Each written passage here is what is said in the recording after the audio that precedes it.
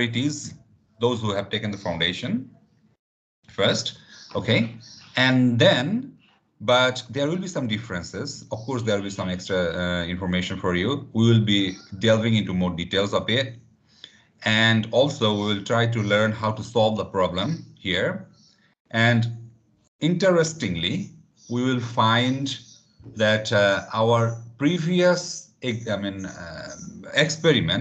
somehow we are getting some information from here for our previous experiment, and then we will have some hint for the next experiment that we are going to do. Okay, so I request you to listen. If you cannot listen now, go through the recording as well. Oh, another thing, we will be having our tutorial, of course, that's coming day after tomorrow morning. Is it? Yeah, day after tomorrow morning. And then tomorrow no lab, so there will be test only tomorrow, but a tutorial day after tomorrow. And in the tutorial, I forgot what I had to say. The tutorial, there is a recorded version of the previous semester tutorial in the Canvas, the same module. If you are interested to go and see the Lewis structure, you'll be trying to do that same thing again here, but yeah, just for your information. Okay, so let's go into the acid and base things. Okay, so acid and base. All right, here we are. Right. Here we have presenter view so that I know what is coming up, and it is easier to manipulate or control. All right, now, so acid and base, we are going to start, and these two type of classification is based on their property or their ability to show some characteristics. So that will be the property of the acid and base. And broadly, we will be learning to define acid and base by through some accepted definition. There are three types of definition. Okay, acid and base, three types of definition. So we'll be taking, first of all, we will be learning one, and then we will go to learn a little bit about the other one. We are going to learn the Bronsted and Lowry definition of defining acid and base, and then there are Arrhenius definition and there are Lewis definition, right? So we will be learning the Bronsted and Lowry first, then we will go and see what is the Lewis definition, what is the difference between them, and yeah, and then how to use the Kw value, that is the water dissociation constant, and why it is important for us, because this is a universal constant, but it will come through the this value is coming from the hydrogen and hydroxyl ion concentration at some point, at some concentration, with some conditions. And how can we determine the pH of the solution by using this type of information? So this will be our goal.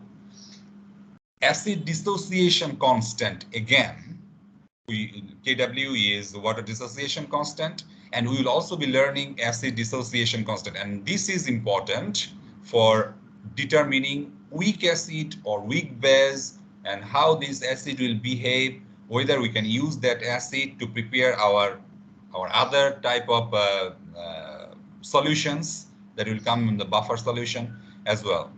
And then after that, the hydrolysis, and explain how some of the salt produces neutral salt, other acidic or basic salt, and if those salts are hydrolyzed, whether they are producing neutral solution or acidic or basic solution. So this thing, probably you will find some similarities with for your explanation, your report. And by the way, you have to submit the report by this Saturday. Yeah, mistakenly I put next Saturday, then I check, oh, next Saturday we have a lab. So you have to submit the lab by this week Saturday. And yeah, our another goal or objective to learn is the how acid-base indicator works, right? Acid and base indicator. What is an indicator? Why do we need an indicator? Well, we have to understand whether the solution is colorless. It is not giving you any hint from the bottle. The bottle is not telling you anything. So we have to understand by using some other type of indicator. You know already that universal indicator or litmus paper, all those things. And another thing, there are other type of indicator which changes color. With what we have seen in the first experiment, phenolphthalein, methyl orange, methyl blue. There are many, right? So how does this type of indicator works, or why does it work? And there is interesting thing, the color. I will share with you later if we have some time. Okay, so is there any questions so far? Any questions so far? Anybody is interested to ask any question from the chat box? No, nothing. So I have one question to you guys. Since you are not asking, students usually ask that why do we need to have acid base or acid base? Why wherever you bring it, you bring to the moon, you bring to the sun, the acid is still acid, right? And the base is still base. It's not changing because of this changes of places, or in Swinburne lab it is acid, in Unimass lab it's not going to be base. It is still acid. So why do we have to have different type of definition for acid and base? The student usually asks that, why, sir, why do we need to have this different type of acid and base? This is a very good question, and then the answer for this is not every acid can be defined through only one type of definition. Chemistry is about what do you call it? Exception, right? So we do not put it widely everything in the same basket. If you really put some basket, some of those material will move and then will try to fall up and then go to the another basket, but still their behavior is an acid, as an acid or a base. So that is why we need to define it multiple ways to specify this type of materials. Bronsted-Lowry, most widely used acid and base definition is Arrhenius definition. All right. So Arrhenius says that, okay, acid is whatever that gives the hydrogen ion, and base whatever gives hydroxyl ion, right? But that way, it does not always, if we take it as a general idea, not always all the acid and bases can be defined from this Arrhenius. Arrhenius is the first one, and it was a very old one. But we cannot find, or we cannot describe all the acid and base through the same definition. That is the problem. So Bronsted and Lowry, they studied and they said, okay, why don't we make it simple? Acid is what it gives us the proton, right? And then base is whatever it accepts that proton. So it's very easy to remember that Bronsted and Lowry. Acid is acid, whatever is giving the hydrogen ion, and base, and everything else is base. Is it? Not everything else, because only those who are taking hydrogen ion is the base. So as the, I mean, in that way, we can start to find and look around to see whether it works. So for this case, ACl. Can anybody tell me the name of this thing? Do you know the name of this thing? Just try. What is the name for this chemical? HCl. Exactly, I got you. See, here it is G. That means it is gas. It is not in aqueous medium. So you cannot say hydrochloric. It's hydrogen chloride gas. All right. It is not an acid now yet. I mean, because it is a gas, it is in gaseous phase. So it is not dissociated in hydrogen and chloride. So So if it is in aqueous medium, then only hydrochloric acid we can call it. But anyway, the name, what's in a name, right? As Shakespeare says, that what's in a name. There's something for, if you're coming to the chemistry, there's something. So HCl is a hydrochloride gas, and then in presence of moisture, you can say vapor. It's not exactly what, I mean, is it water? Can we tell, is it water? Anybody? Can you tell that whether it is water or not? Probably it is not. Water means that is liquid and it is drinkable, right? Consumable, first of all. It's not necessary drink, you can wash it with it. But in this case, there is no indication that it is a liquid phase. It may be in gaseous phase, or maybe it is a solid phase. Interesting thing. So in that case, it is, if it is the vapor phase, it will be gas or hydrogen, water vapor.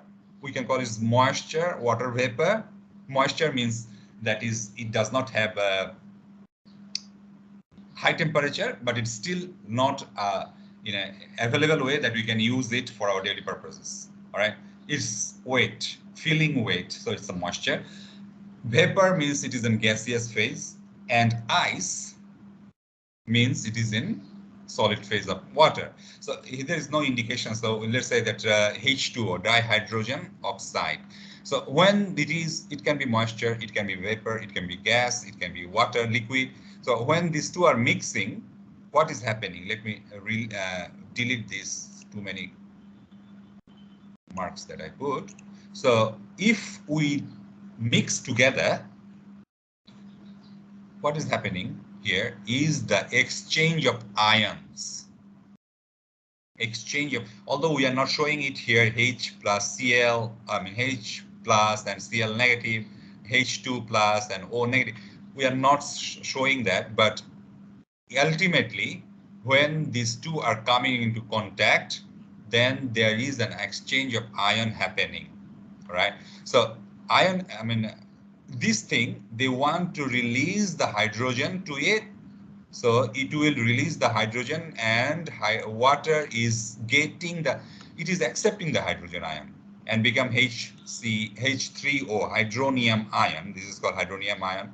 And then the rest is chloride ion. So now, can you see that there is an exchange of ions? So somebody is giving, somebody is taking. HCl is giving the hydrogen ion. That means it is a proton donor, or hydrogen ion. Hydrogen ion is called proton. Can anybody tell me why? Why do we call it proton? Any idea why do we call it proton, hydrogen ion? Make mistake, no problem. I'm not going to deduct your mark. Seriously. Hydrogen ion call it proton because in a hydrogen atom there is one proton and one electron. There is no neutron there, right? So that is why if we take hydrogen ion, means we have reduced or we have taken away one electron from it. That is why it becomes positive, right?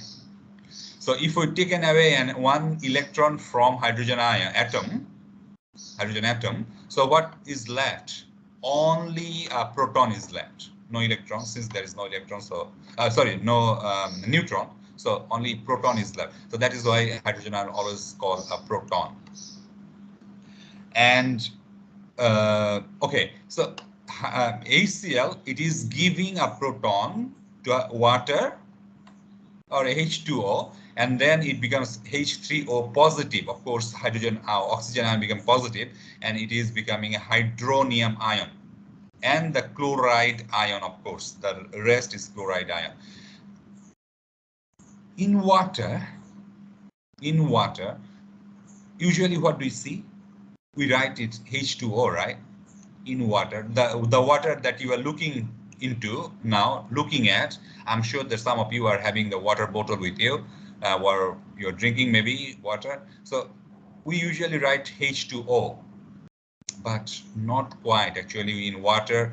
Some you have to write H2O plus and then also oblique H3O plus, because in water, some of them is in this form. Or water goes auto ionization and OH negative. I'm jumping the gun. Yeah, when it comes the time, I'll tell you more. Okay, so now you see that HCl is donating one proton, and water, H2O, for the simplicity, we just call it water. H2O is taking one proton. So based on this Bronsted-Lowry acid and base, HCl is an acid because it can donate, and H2O is a base. So somebody can think that, okay, wait a minute, that means am I drinking base now? No, you are drinking a very interesting chemical in that universe, or on this earth, not sure about other universe, on this earth, that is a very ambiguous thing. Water is such a material, I mean, what do you call it, chemical? Can you call it chemical, water? How many do we agree that we call it chemical? Water.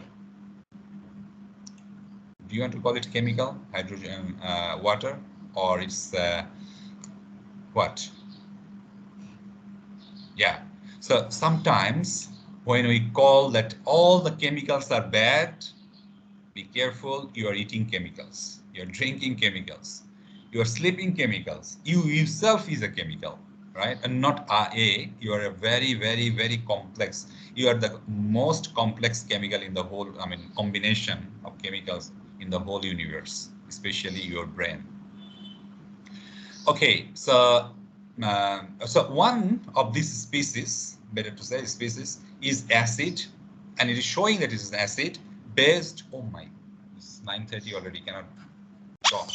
Okay, so on one species, based on their property, is an acid because donating, another is accepting, so it is becoming a base. So we see that there is an exchange of ions, and also since there is an exchange of ions, there is something left over. What do we do with this? Should we do with this anything? Does it have to do anything? Yes, it does. So we are going there now. So acid is proton donor and base is the proton acceptor. So since acid and base are together and they are always giving and taking, so all of them, as long as it's the Bronsted-Lowry acid and base, not for other cases. Bronsted-Lowry acid and base, they are defined acid and base through Bronsted and Lowry. They are having a conjugate acid and conjugate base. So they are producing some different type of species, right? After being donated or after accepting. So in this case, HCl is donating the hydrogen ion, of course, and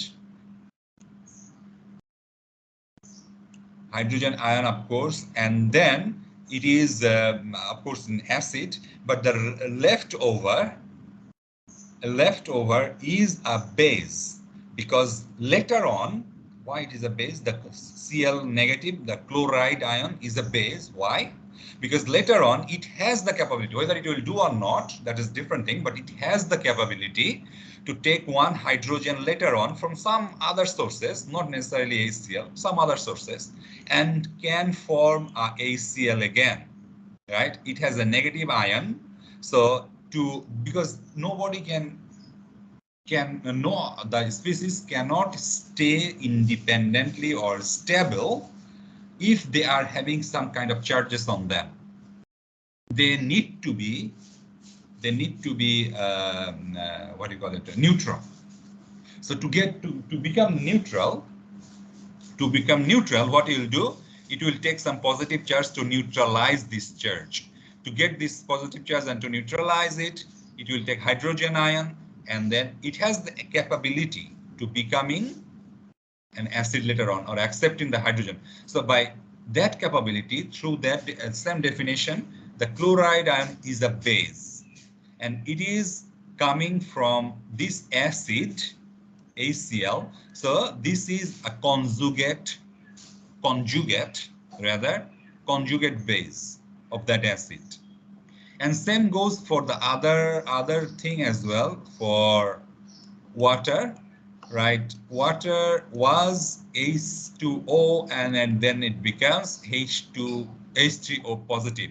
So it has the capability, the water has the capability to donate one hydrogen later on and get back to this neutral state.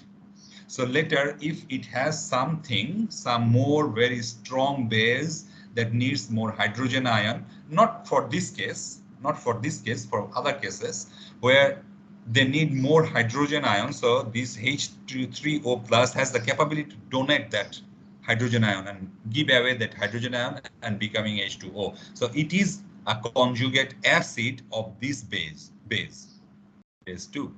Okay, so this is how conjugate acid and base works. Okay, so each Bronsted-Lowry acid and base has a conjugate counterpart, conjugate base or acid. All right, so another example of conjugate acid and base is ammonia. Ammonia is a gas that we know, and can I check with you guys what do you think about ammonia? Whether ammonia is a strong or weak acid? What do you think? Ammonia is strong acid or weak acid? Strong or weak? Quick. 1 means strong, 2 means weak. If you cannot type that long, weak. Good. Thank you. So ammonia is a weak base, and then water is in association to the water. What will happen is water is giving one proton to ammonia, right? Ammonia is a weak base, but nonetheless, water is even weaker. That weaker base. So what will happen is to ammonia, water is a strong acid because it has available hydrogen to it to give. So hydrogen is giving water is giving one hydrogen to ammonia by this way. So since ammonia, just now we said ammonia is a weak base, but in presence of water, ammonia becomes strong. Ammonia becomes strong in presence of water. So in that case, ammonia becoming ammonium plus, and water is becoming hydroxyl ion. So now, can we identify which one is strong base and which one is strong acid? Conjugate base and conjugate acid. So ammonia, after taking one hydrogen, it is become ammonium ion, and it has now positive charge. This is the positive charge. So it has the ability to donate one hydrogen later on when it gets some suitable time or space, right? So ammonia has some possibility that it can donate, and if it donates, it becoming a acid. So this is a base, but it is an acid. So this is a conjugate acid of that base.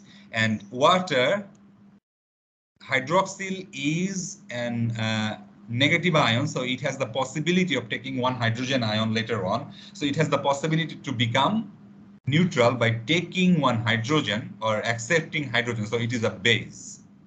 So this is an acid, and this is a base. Ammonia is working as a base.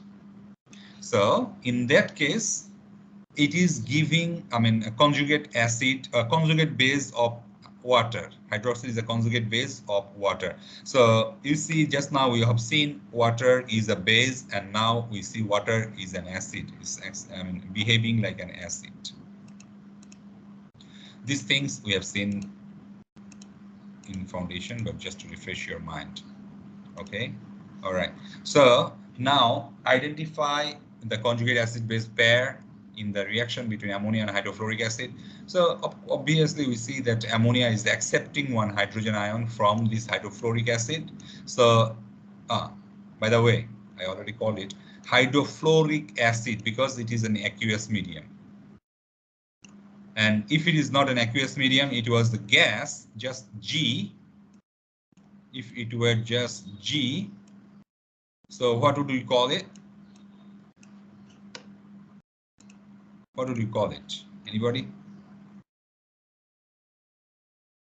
Hydrogen fluoride gas. All right, we would call it hydrogen fluoride gas. Okay, so it also has the acid base pair and then conjugate acid base as well, based on the same. Yeah. So problem here it says the classify each of the following species as Bronsted acid or a Bronsted base. So this case, by carbonate ion, whether it is an acid or a base. Let's go quickly. So what do you think? It is a carbonate ion, acid or a base? It is a base because it can take up hydrogen ion to become HCO3 1 negative. HS, what will happen? What will happen is hydrogen can be donated from here if there is a much stronger base here, or hydrogen can be accepted to become H2S, to become neutral.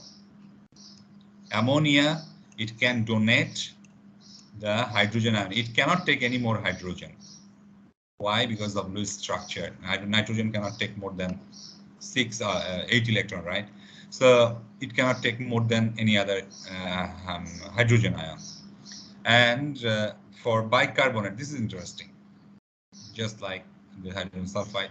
So this can donate one hydrogen, and also it can accept one hydrogen. Which one is more plausible? Which one is more,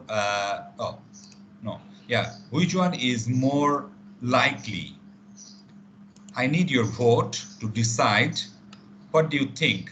HCO3 is most likely to accept one hydrogen or donate one hydrogen? Because our later information or later what do you call it, content will be much related to this question. What do you think, that HCO3, will it accept or will it donate, or both? Some who are on both sides, that it will accept and donate both.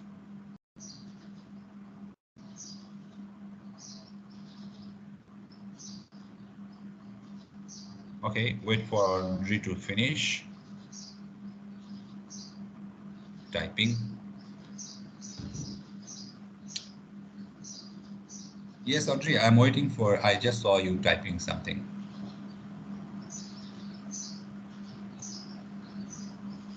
Accept, okay.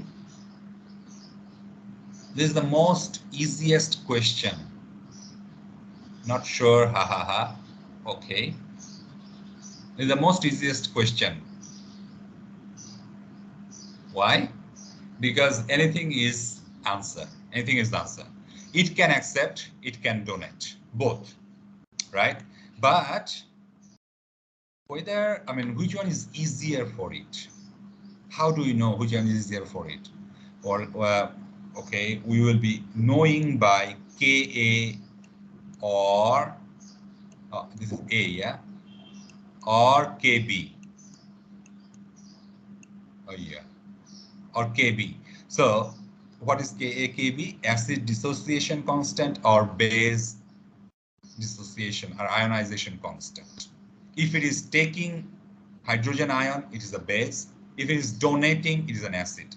So which one is more powerful for this case? Whichever more powerful, that will remain or that will win the race. And how do you know which one is powerful?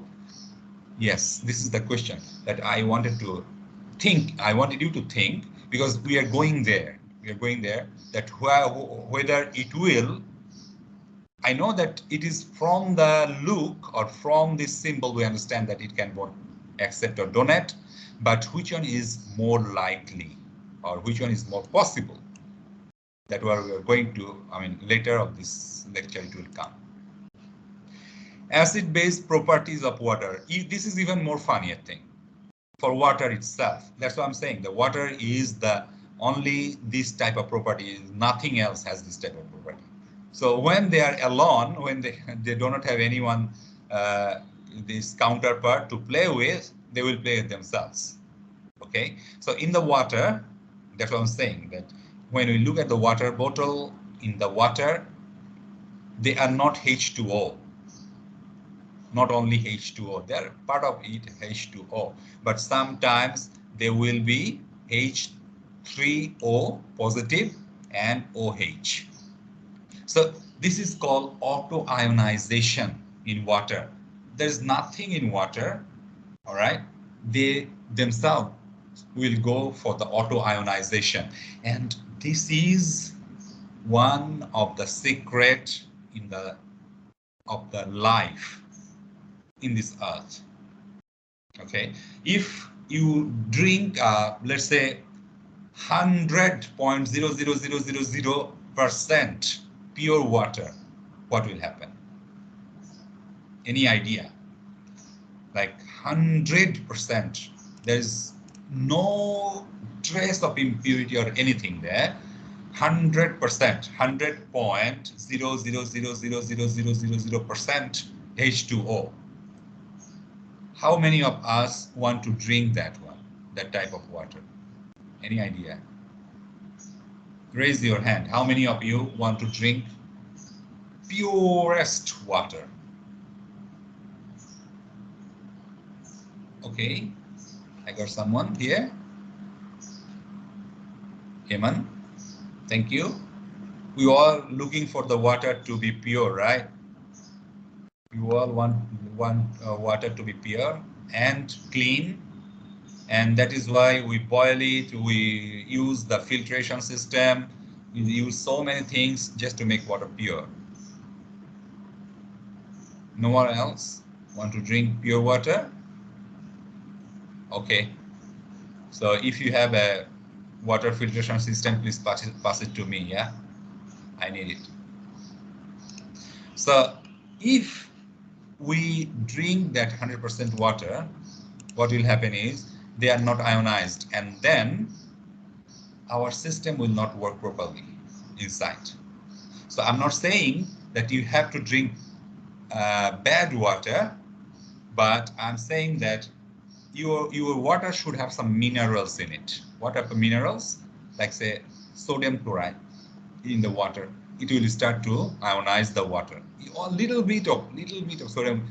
And oh, by the way, you don't need to add anything in your water. Yeah, be careful. It is on record, so cannot say that Dr. Baslo told me, so I didn't know.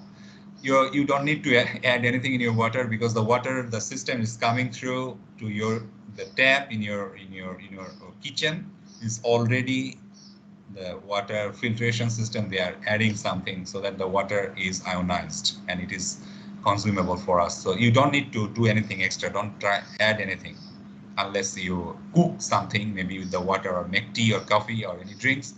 It's okay, but you don't need to add anything else. The water that is coming to our tap is already good. We can just boil it and drink. Okay, so this is the auto-ionization property of the water, that whenever they are itself, they will start to ionize by themselves and produce hydronium ion and hydroxyl ion. So in this case, you see that one hydrogen is donating, one water molecule is donating one hydrogen ion, and another one is accepting it. So by themselves, they are playing, somebody is base and somebody is acid, right? So this is how our ionization happens, and most of the time you look at the water, be sure that your water don't look like H2O, H2O, H2O, but they look like this way. Okay. Okay. So since they are Bronsted-Lowry acid and base, they have conjugate acid and conjugate base pair. And now, since water dissociate by themselves, so there will have a ion product or water dissociation constant. Okay, ion product constant of water or dissociation constant of water. So water is dissociating in this way, and then they're in a broad sense, in a simpler way, because H3O positive, it takes time and time to write on the paper, and there's time to call it by their name, hydronium ion, whereas it's proton, just so I can call it proton, right? So easy, and hydroxyl ion. So for the simplicity, we just write in this way, but actual case, we should write the previous way. So actual case, we should write in this H3O positive and hydroxyl ion, but simplicity, simply, we will just call it like this. Okay, so since it is dissociating in this way, water dissociation constant, there should be a constant for dissociating of this type of this species, and it is referred, or it is expressed in this way, that hydrogen ion and hydroxyl ion, how many of them are produced, and how many, or what is the concentration is coming out of.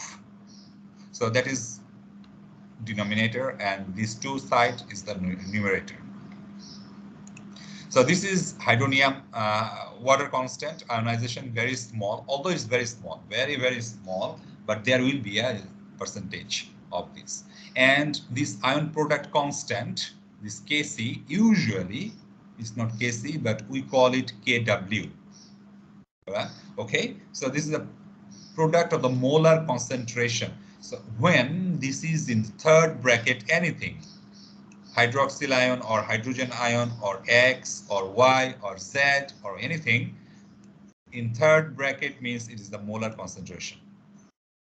Okay, at a particular temperature, we will have it as constant at that temperature. Doesn't matter where, but matter is the temperature. So with temperature, this constant only increase or decrease, but with the place it doesn't. And that is why we call it ion dissociation, water dissociation constant, or usually expressed by Kw, not Kc. Now you can call that why this, you just remove this hydrogen ion, water concentration from here, right? This is the same thing, but we just remove the hydrogen ion, water at the denominator. So what is the problem? What is happening?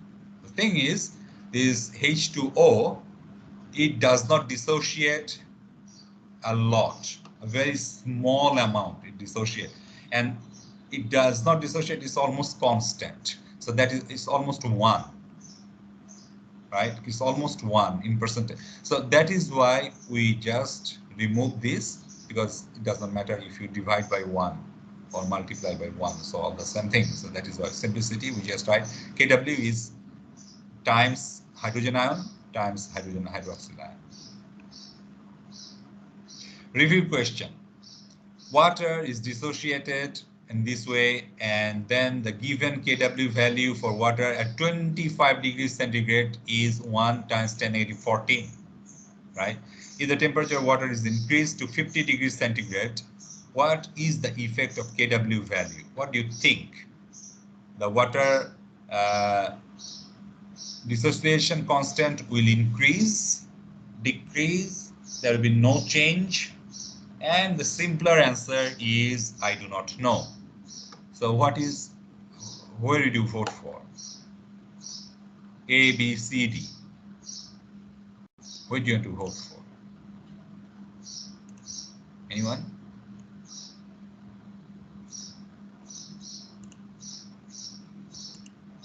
Water dissociation constant is this, right? At 25 degrees centigrade is 1 times 10^14. But we increase to 50 degrees centigrade. So,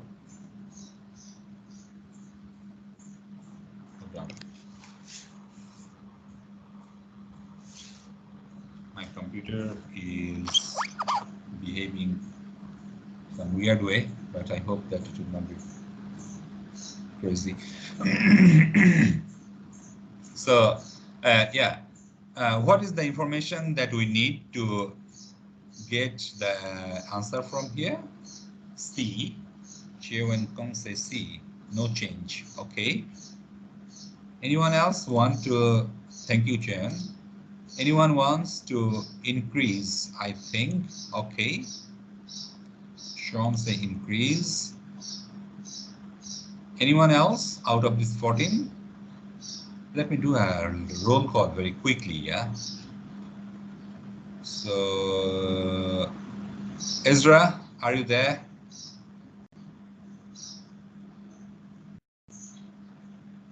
Ezra, are you there?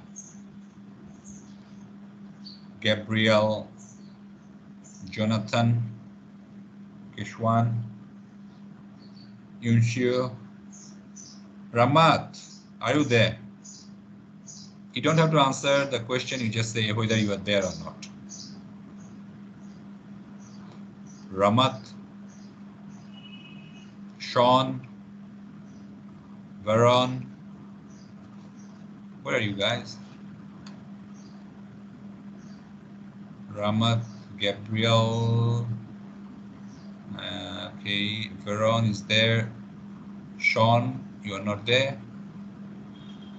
Who else is here? Let me see.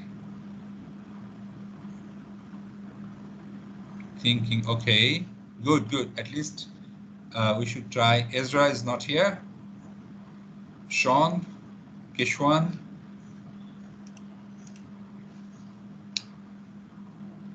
Okay. All right, Ezra is here as well. Okay. Yeah. Start, think. So that what the information here that I did not mention is here. The H positive, enthalpy of this reaction is positive. Enthalpy of that means endothermic, right? Endothermic means, do you know what is endothermic? You're taking the thermodynamic class, right? But this is very simple thing. Endothermic means you need to provide heat so that the water, the reaction will go to forward side. If we provide heat, the reaction will go to forward side. So if we increase the temperature, it will increase as well, the Kw value, because more hydrogen ion and more hydroxyl ion will be produced. So if they more increase more, so their multiplication, their value of multiplication will increase higher, that go higher. So the Kw value will be increased as well from 25 degrees to 20. And then it will increase as well because the Kw value will increase. So now the question is, when we, what is the question? Question number 2. Okay. Question number 1. So the thing is, if it is increases, is it becoming acidic or it's becoming basic, alkaline, or no changes occurring on the pH of the water?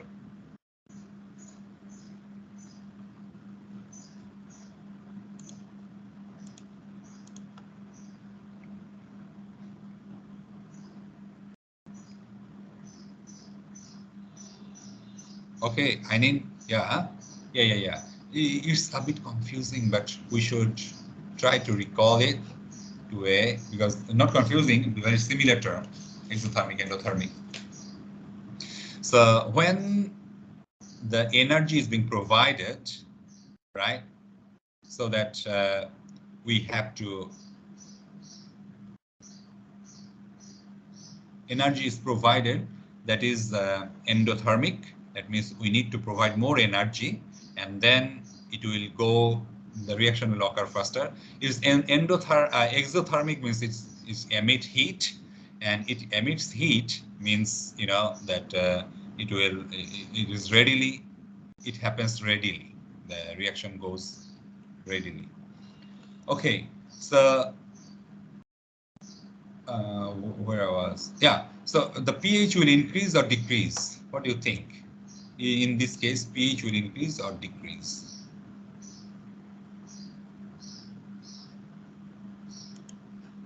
Whether pH increase or decrease, I probably will go talk later on. And then another review question is, water is the poor electrical conductor at 25 degrees. If the temperature of water increases to 50 degree, it will, the water, since it becomes more ionization is occurring, right? So the electrical conductivity will increase as well, isn't it? Because more ions are present in the water if the water is heated.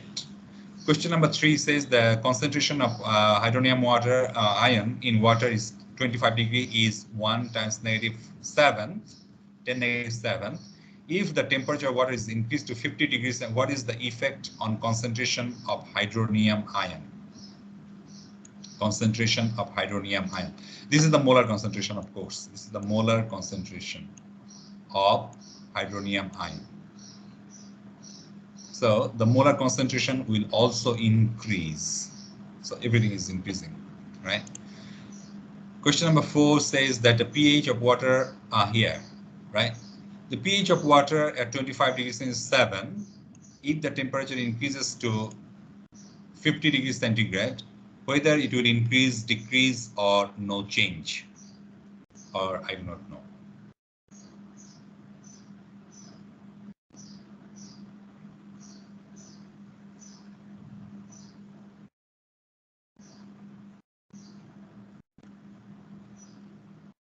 Anyone? Decrease. I didn't say decrease. Okay. Gabriel also said decrease. Okay. Anyone else want to chime in with your friends, or you want to differ? It's almost, it's 10 already. We'll take a break shortly, but let's go through faster. So at when the temperature is increasing, we already know that the hydrogen ion concentration is increasing with temperature, right? So that means the pH is decreasing, because pH is the higher the hydrogen ion concentration, the lower the pH. Is it that way? You need to see the full picture, yeah? You need to look at the full picture of it. I will come back to that question later after the Menti question. Question number 5, it says that the pH of the water at, is 7 at 25 degrees, means neutral, right? The pH is from 0 to 14, 0 to 14 on the pH scale, 0 to 14 on the pH scale. So the middle is 7. So 7 is the neutral point. 7 is the neutral point. By the way, can we always, do you want to drink pH, neutral pH? I think no change, because, okay, as the perfect. Thank you, Audrey. We are going to talk actually, yes. So the pH is 7. At the middle of this scale is 7. That means, what do you call it? This is the neutral point. And we always try to find the neutral. We don't want to increase the pH or decrease the pH of the, but our blood pH is 7.5, and our blood is a buffer, but it has a very, the range is 7.2 to 7.4, within 0.2. If it goes beyond that 7, or it goes beyond 7.5, above 7.5, we are dead, we are flat. So that is why the water bottle, if you look at the water bottle, I have one here, I cannot reach. So if you look at the water bottle and look at the specification, you'll see the pH is around 7.3 to 7.4. We try to keep the water just like we don't want to pressurize our natural buffer system in our blood. We don't want to pressurize them. Of course, our blood try to, there are so many things we drink, and our blood try to, you know, compensate and then adapt to that thing, or it changes that food properties. But anyway, so it will, we better not to pressurize our system, and that is why the water we drink is around 7.3, 7.4. But sometimes some of the food are some of them acidic, some of the basic, right? Alkaline food. We need to take it. Don't just always go for 7, 7.5. No, some of the food, it will be basically, it will be alkaline type, and some of them will be acidic type, that like lemon juice. Some fruits, it has some acids, so it will reduce the pH. But don't worry, our system, our stomach has a much stronger acid to dissolve and to kill all the bacteria. But still, sometimes we get sick because our system cannot kill all the bacteria there. Anyway, so the pH of water is 725 degrees and 6.63 at 50 degrees centigrade. That means pH is going down. pH is going down. The lower the pH, the stronger the acid. That means water is become more acidic at higher temperature because it gets dissolved, ionized at high temperature. What is the effect of temperature increase on the acidity of water? The water will not be acidic, not be basic. It will be no change of the pH of the water. Sorry, the acidity of the water. No, sorry. pH is always changing, right? We need to understand this quite attentively, that the pH of the water is increasing or decreasing based on the temperature, but the acidity of the water, that means ability to donate more hydrogen ion, is not increasing. Because if the hydroxyl hydronium ion is increasing, hydroxyl ion is also, so 1:2. From 2, every 2 there will be 1 hydrogen ion and 1 hydroxyl ion from every 2 molecule of water. So if there are 4, there will be 2 here and 2 there. So you see that it is increasing the same fashion, the same amount. So same amount is increasing, they are neutralizing to some extent to one another, right? To one another, they are neutralizing to themselves. So that is why the acidity is not increasing. pH means the machine will only read the hydrogen ion. It will not consider the hydroxyl ion. The pH meter only will read the hydrogen ion. It does not care about the hydroxyl ion there. So that is why the pH, based on the increase or decrease of hydrogen ion, the pH meter will give you the result. But the acidity, that means the ability for it to donate or be available to give hydrogen ion, is the acid. This is a very intrinsic chemical property.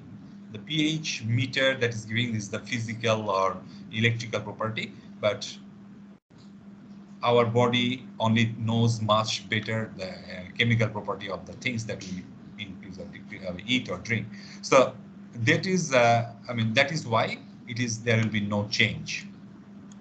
There will be no change. Of course, D is the very common answer, and this is the most common all the time we give this type of answer. I don't know, but anyway, this time it is not correct. So yeah, you see, the higher the temperature is goes, the pH decreases to some extent, and sorry, this is one. pH is 6.14. That means the coffee or tea that we drink, the pH of that is quite low, but it is not acidic yet. pH, a measure of acidity. Okay, now I've talked a lot already. Let's go to some Menti question, right? Go to some Menti question here.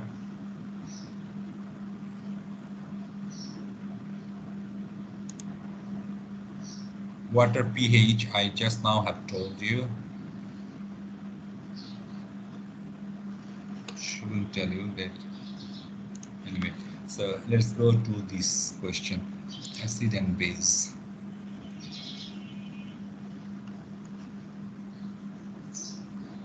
Okay. Uh, Go to menti.com. Please take this code 6134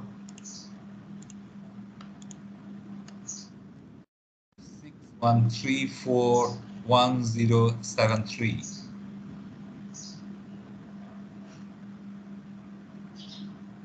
All right, vote it. You have only few minutes, 2 minutes to go. I will share that Menti question to you guys. Yeah. Okay. Please do it.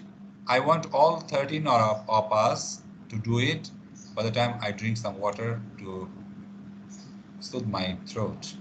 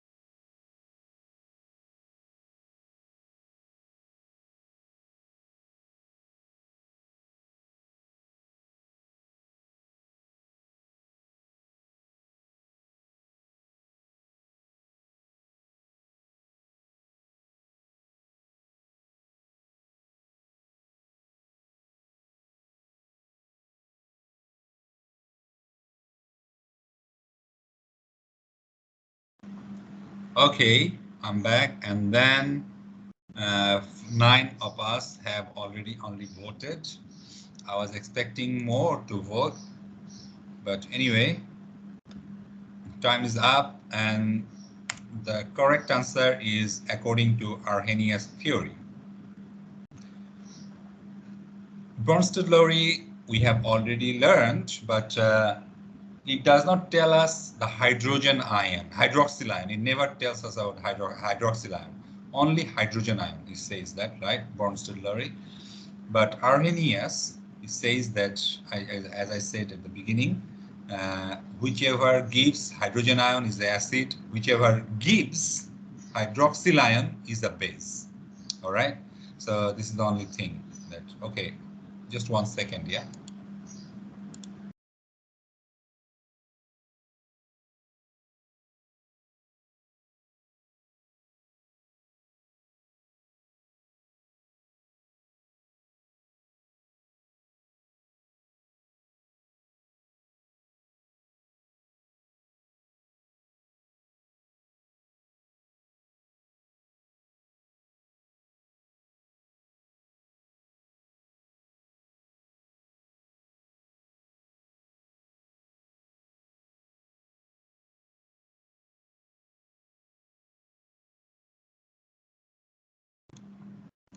Okay, so now let's go back to our lecture slide. Yeah, pH measuring is the acidity, measure of an acidity, right?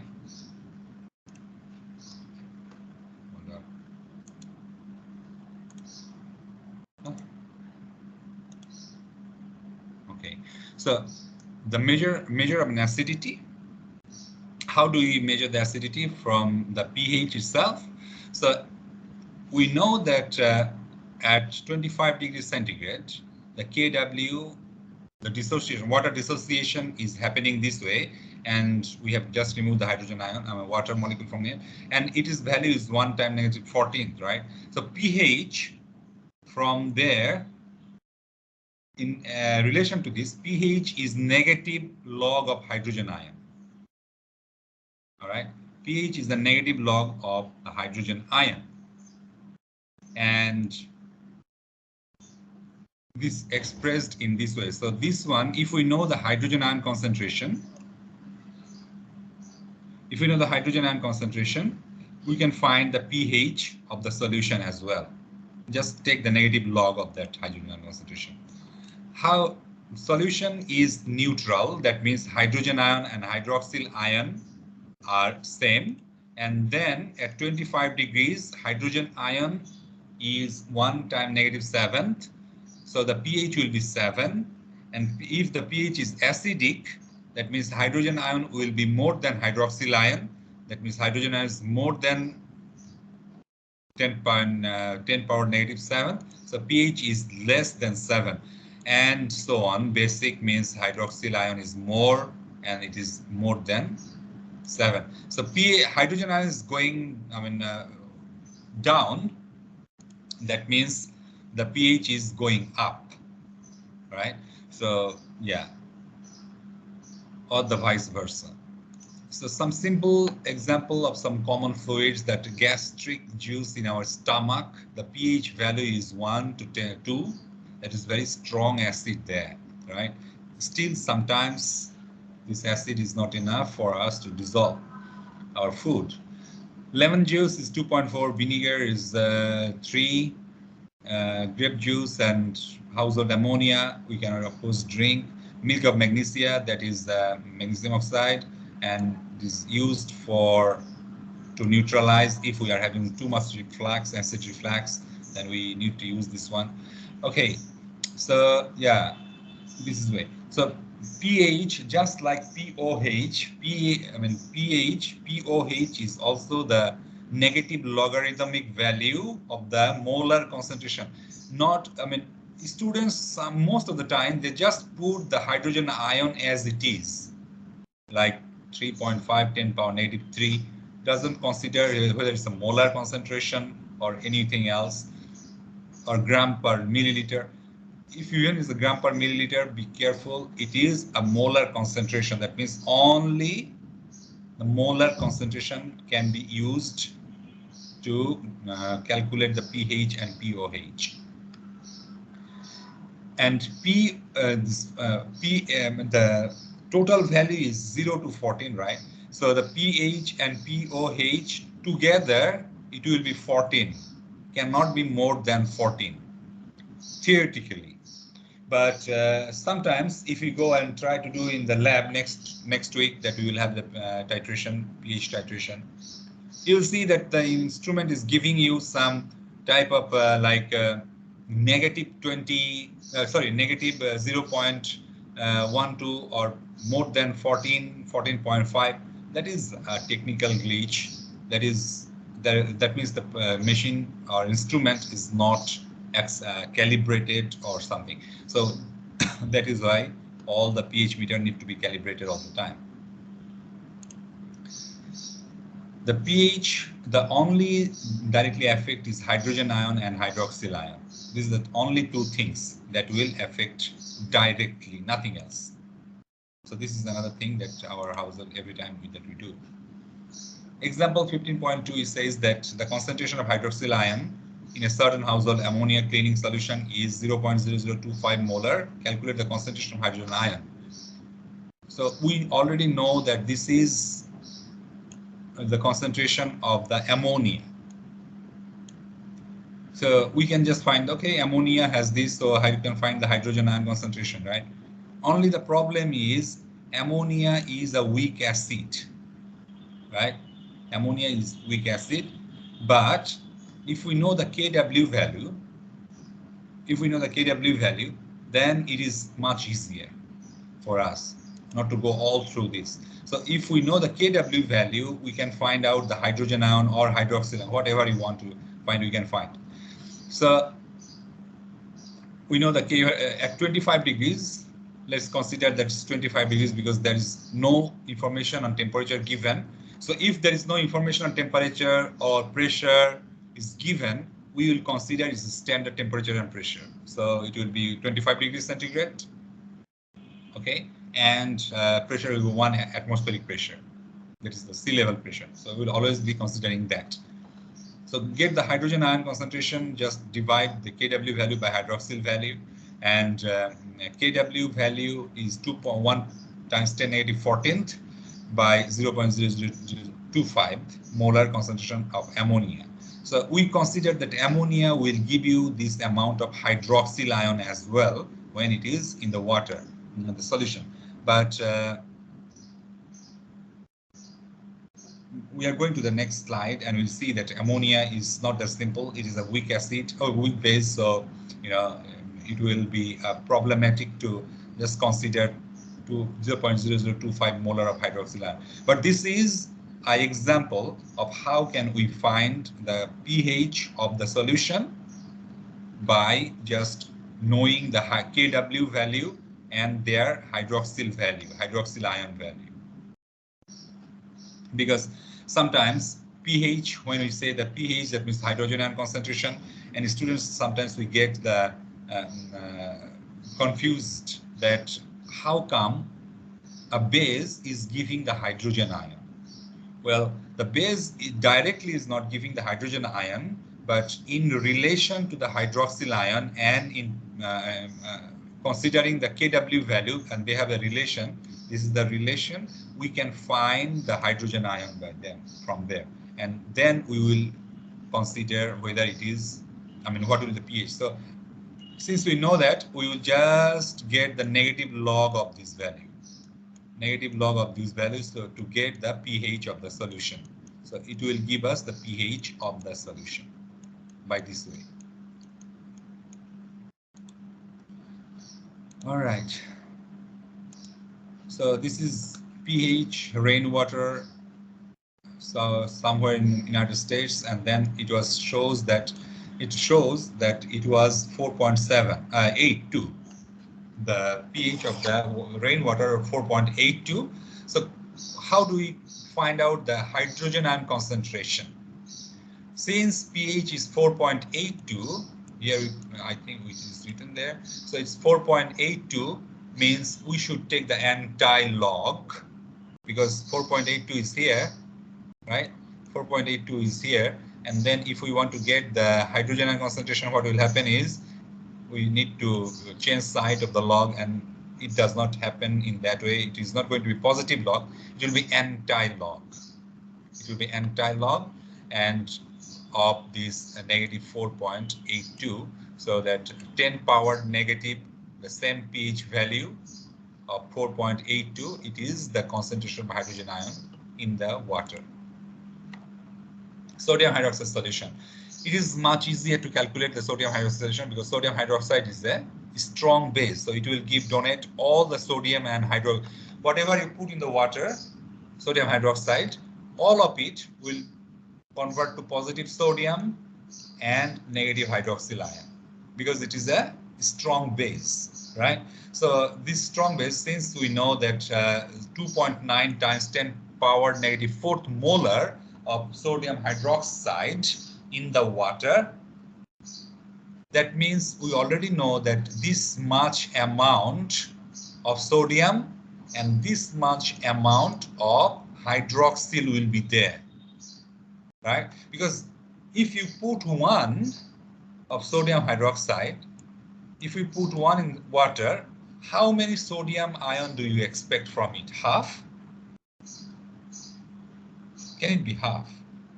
It cannot be half because atom, how do you find or get one atom to be half only?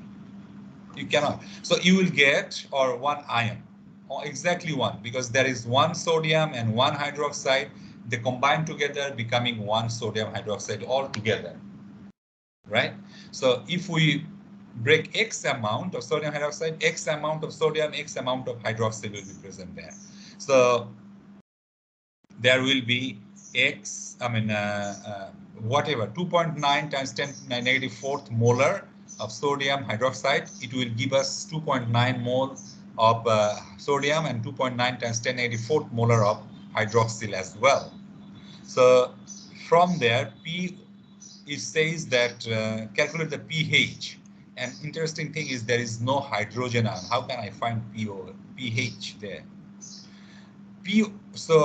But we already know that POH and pH means 14 together. POH and pH together is 14. 14 altogether equal to 14. So if we get POH from here, sorry, if we get the POH from here, right, from these values, then we just put it here and then change the side, deduct it from 14, and we get pH. So by this way, we get POH is 3.54 and the pH is getting 10.46, right? Now there is problem again. Water undergoes autoionization. The expression of our autoionization we can write, and at 42 degrees centigrade the value of Kw is 3.46 times 10 to the 14. Calculate the pH value of pure water at this temperature. pH of the pure. So the Kw value is given already, right? Kw value of water. That means one water is getting us one hydrogen and one hydroxide. For the simplest, don't go for the complex way, but the simplest way is one water is giving 1 and 1. So 10 water will give us 10 and 10. X water will give X and X. So that means it is the same amount. For the simplicity, we can just say that Kw is equal to hydrogen ion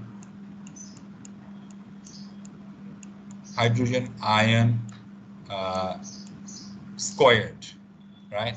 So squared means if we want to remove the square from this side, what we will do, we will take the root over on this side. Root over on this side. So if we take the root value of this, and then we will find the hydrogen ion concentration at this temperature. Sodium hydroxide again, 0.047 mole sodium hydroxide, and pH is 11.36 at this. So what will be the value of Kw? What will be the Kw value? That means we have the hydroxyl ion concentration, because why I'm considering this hydroxyl ion concentration, because sodium hydroxide, right? This is sodium hydroxide. Sodium hydroxide. So it will dissociate fully and it will give us hydroxyl ion. And the pH is hydrogen ion concentration. We get the hydrogen concentration from this value. How do you get it? We already know. So the Kw, and after that, the Kw value, we can just multiply these two, hydrogen hydroxyl ion, and we will get the Kw value from here. So compare the Kw value at 42 and 75 and comment whether its forward reaction is faster or easier or the other way for your home task. Strong acid and base. Now we have been talking for some time that okay, sodium hydroxide will fully dissociate or not dissociate, all these things we are talking. what does it mean actually? Sodium hydroxide, it fully dissociates, that means a strong base. And if some acid or base does not dissociate fully, it will be weak acid or weak base, right? So perchloric acid, very strong acid, so it will dissociate fully. And why it is a weak acid? Because the chlorine and oxygen both are electronegative. Both are electronegative. These two are both are electronegative, and they will attract the electron towards themselves in a way that hydrogen will, hydrogen goes there at the first place to share electron and becoming like helium, right? Are you listening? Wait, where is my... Okay. Hydrogen goes there to share electron and becoming helium-like structure. So it will get some, at least it has one electron, it will get some another electron somehow to share and then get becoming a helium structure. But chlorine and oxygen is so electronegative, so much they will attract the electron to themselves that I don't say, okay, it's not very, it is not very, what do you call it, easy to share electron here. So it will be left around, left out, and then hydrogen will come around as hydrogen ion. So that is why hydrogen ion is so easier to be formed from perchloric acid, and that makes it very strong acid. All right. Sodium hydroxide as well. Sodium and hydrogen hydroxyl ion. Both of them came from the weak acid and weak base. Hydroxyl ion, sorry, what I'm saying is that sodium hydroxide, sodium and hydroxyl, they will dissociate fully and then they becoming the hydroxyl ion strong. That means fully hydroxyl ion is being formed. So they are very strong acid and base. All right. So some of them are here, strong acid and base, that perchloric acid, then chloric acid, hydrochloric acid, bromic, and then strong bases are lithium hydroxide, sodium hydroxide, potassium hydroxide, calcium hydroxide, in this way. So as we go down, the acidity or basicity is reducing this way, strong to weak we are going. Weak acid and weak base, they do not dissociate fully. They do not want to dissociate fully because they are comfortable there, right?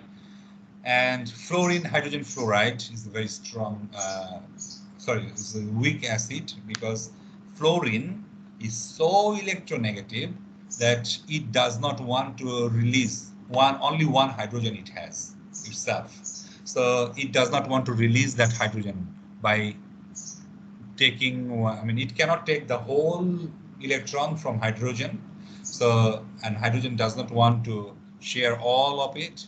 It wants to share and take both together.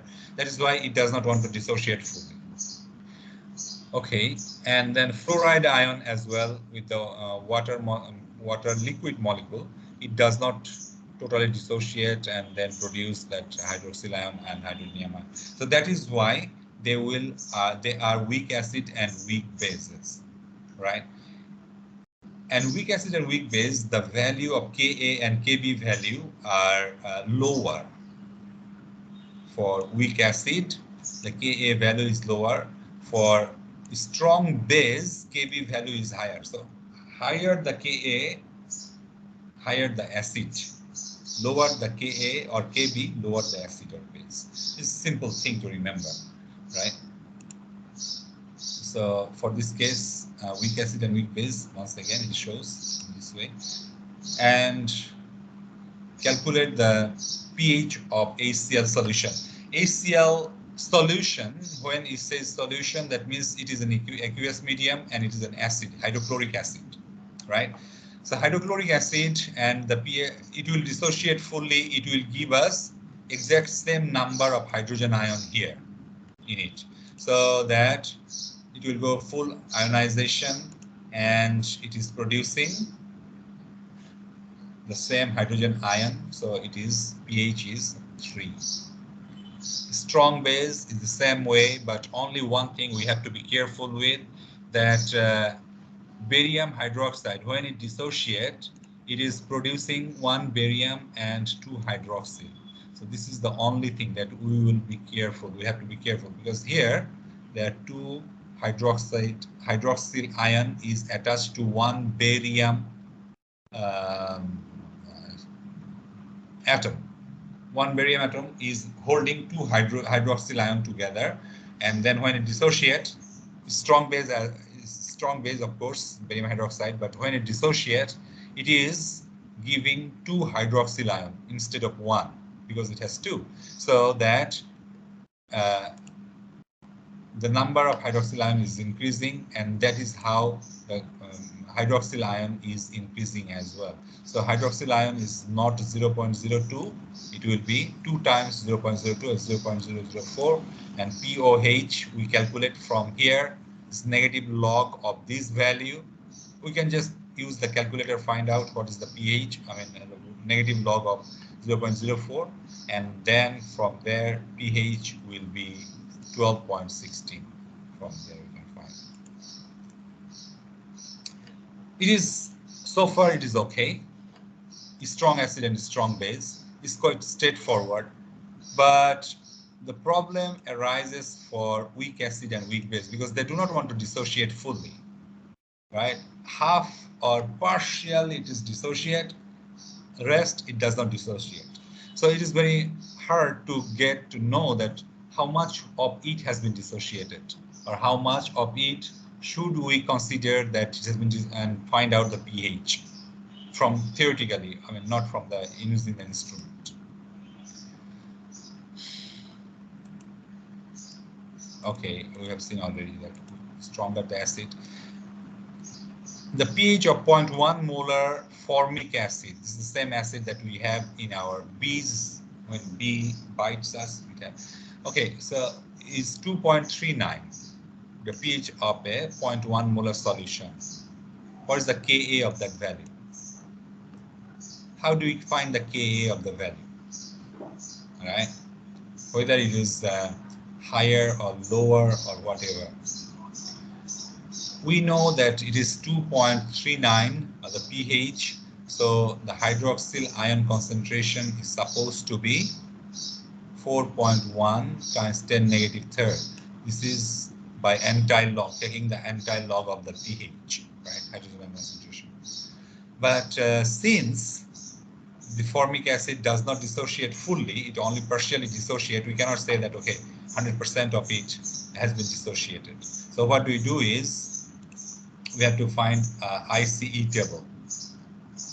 It is important, ICE table.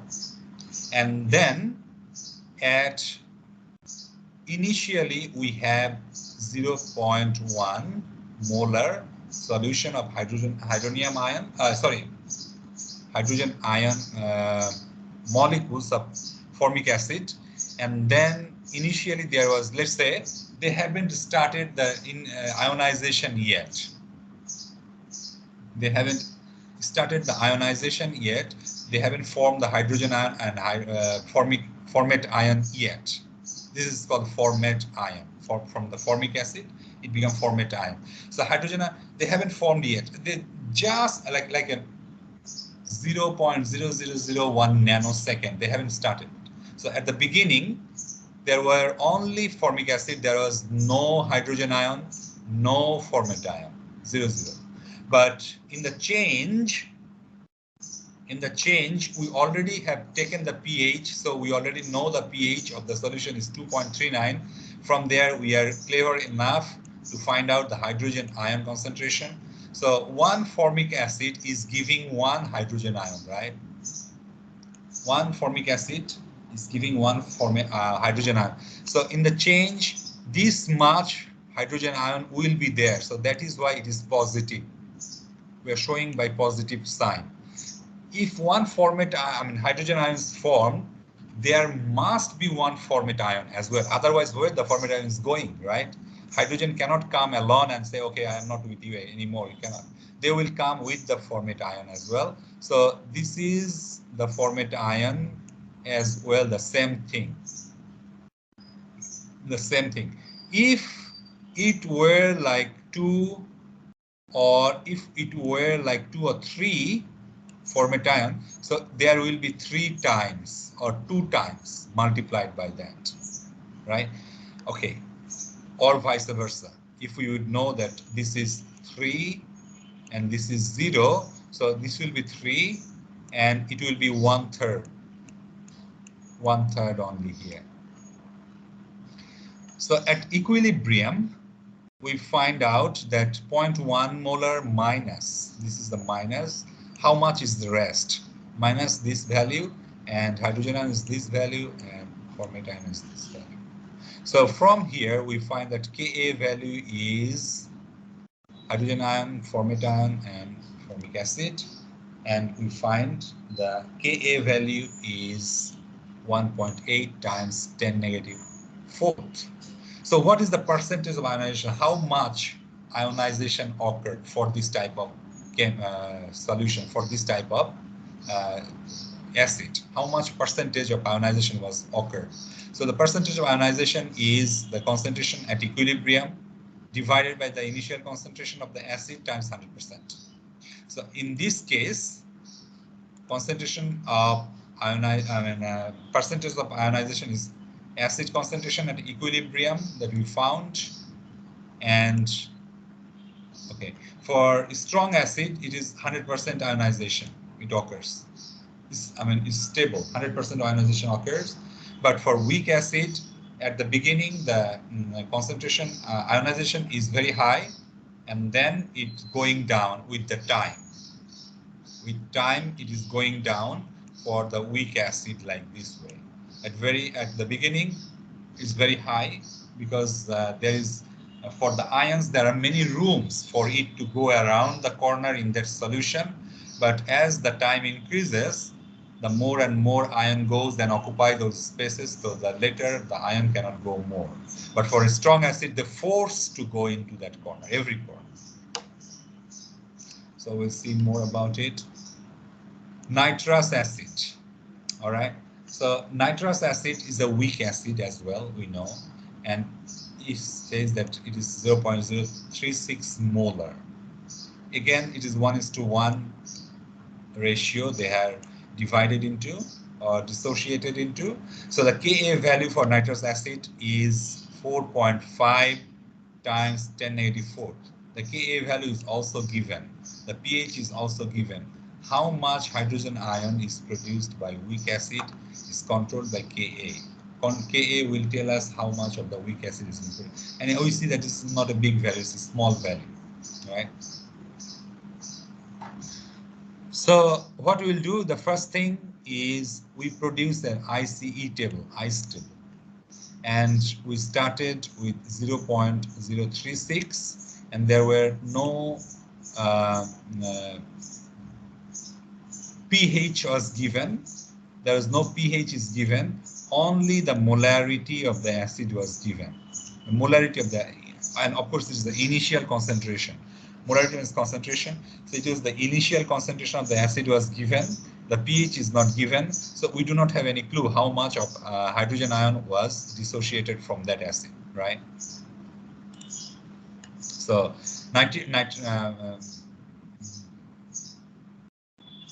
nitrous acid. All right. So we had started with 0.036 molar. At the beginning, there was nothing, no hydrogen, no nitrate ion.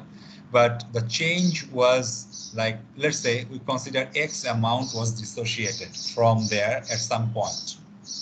And then after some time, we see it is plus X. And of course, if it is negative, they are producing, so they are plus. Especially it is important. They will be plus because they are being produced, and it is negative because they are being dissociated from here. Molarity will be dissociated. And equilibrium, the molarity is reduced, so the new molarity is minus X. From that concentration, we minus the X that has been changed, and here it is 0 plus X, so 0 plus X and 0 plus X or plus X. So Ka value is just simple concentration of hydrogen ion, nitrate ion divided by nitrous acid that we started with. And we can find that it is x squared. Both of them are x squared. It came here and we squared, and we put this value here. Put this value here. Okay, so now we find out what is the x value. I mean, name of the value. Sorry, what is the value of x? We find. But one thing, one simple thing for to make our life simple, that for weak acid or weak base or weak species, their dissociation is very small. This x is very, very small. They do not want to dissociate. Very few percentage is dissociate. So what we can do is, we can consider that, okay, let's say that 0.36 minus x, this x is so small that we can just consider, okay, it is not significant. We just keep 0.036. We just keep it like that. So if we make it in that way, we can make our life simple, and then we get x is, by calculating x is 4 times 10 to the 3rd molar. But this is not all. We cannot just say that, okay, this is all and we do not need to consider anything else, but we need to test the validity of our approximation method.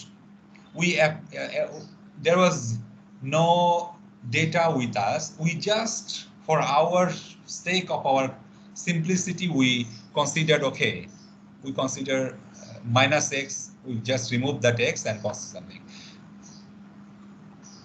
You cannot justify this thing other than just saying that, okay, it's weak acid or weak base, so I just consider this. You can say only that, but this is not good enough. We have to prove, because it's science, it's based on the evidence, it's based on the values. So we have to provide the approximation is valid, whether our approximation is valid or not. How do we find out whether it's valid or not? We test the percentage of ionization by this way. So the test approximation, the value that we got of the x by the initial value. What we started with was 0.036. That's the initial value of the acid. And we found the x is 4 times 10 to the 3rd. So it is 11%, which is very high percentage of ionization. Even by approximation, it is 11%. So it is not simple that we can just throw 1%, 2%, 3%, until 5%. We can consider to some extent, okay, 5% is, we can just approximate, but 11% is too high to just approximate it. So what we will do is, we will do by this quadratic equation. We find the root by quadratic equation. And as you know, that quadratic equation will always give you two root, right? It will give you two values. For the x, it will give you two values. One is positive, another is negative. So what we will do is, we will just keep the positive one. This is the negative one, and this is positive one. So negative one means it cannot, I mean, concentration cannot be negative, right?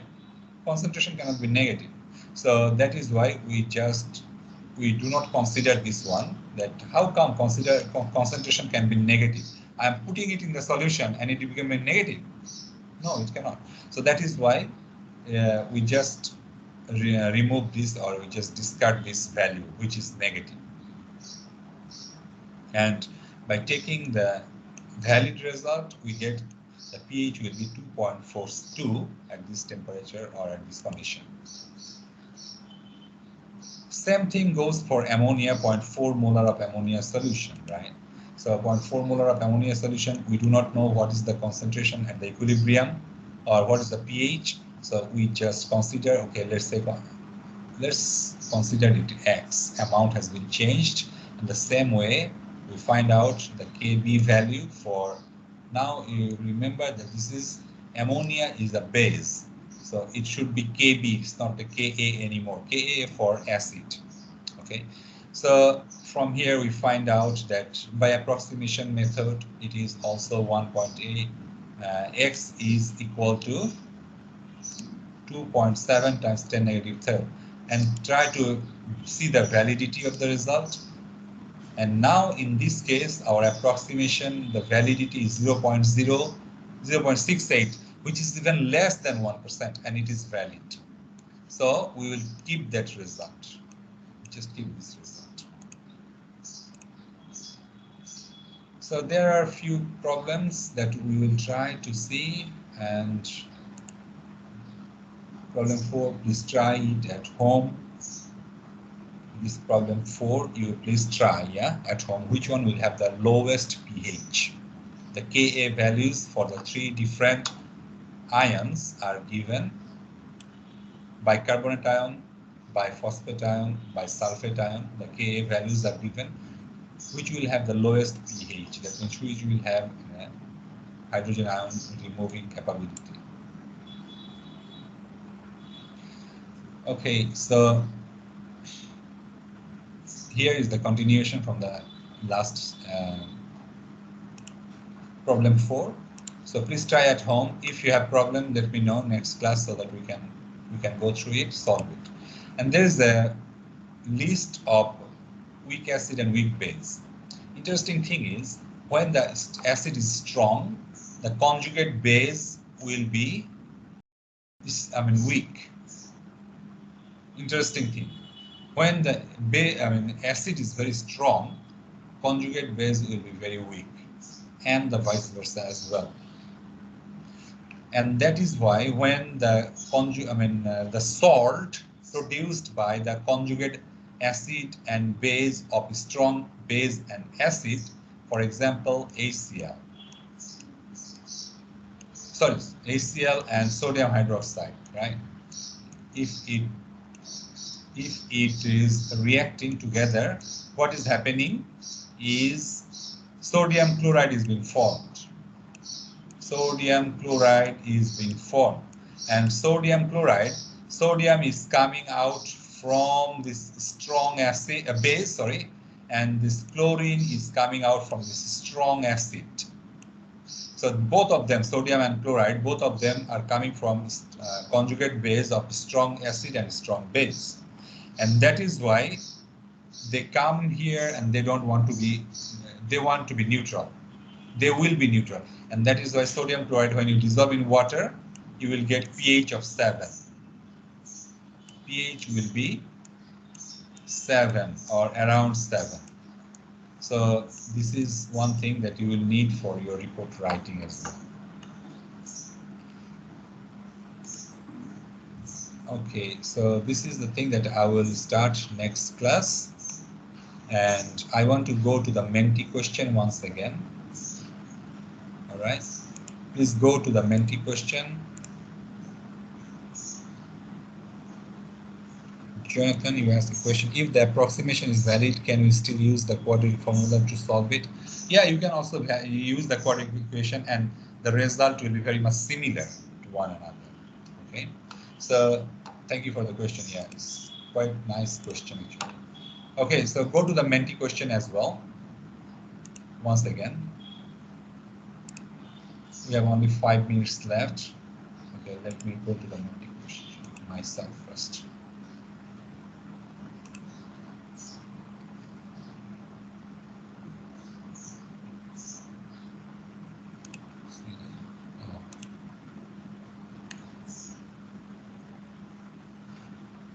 And I'm sure that this is going to be interesting for you, and you have to write.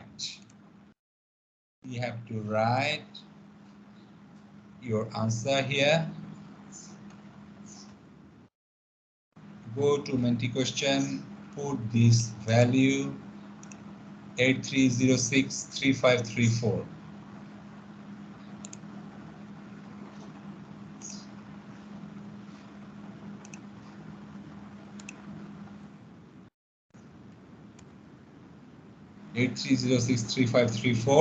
And input your thinking, what you are thinking, why, which acid,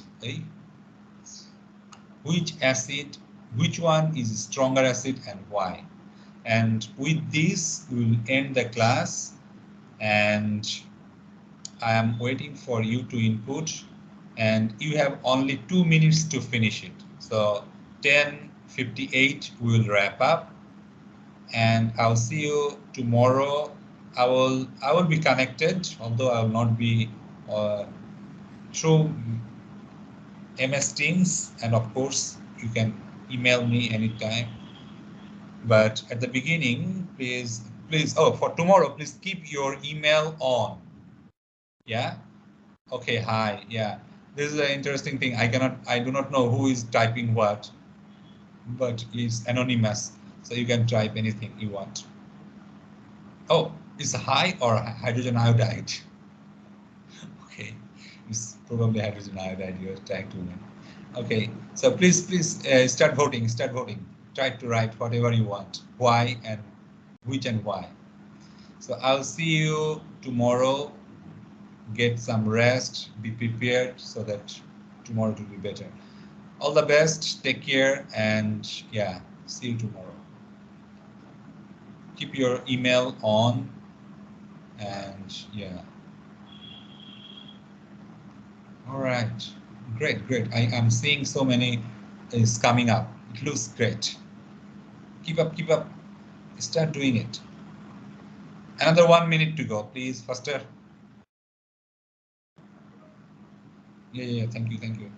Before you go, just write whatever you want to write here. I do not know. I will. There is no offense. I will not know who is writing what.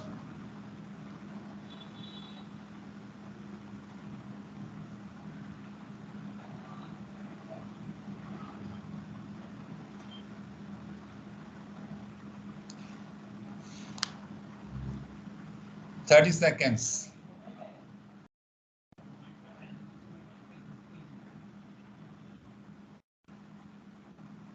30 seconds.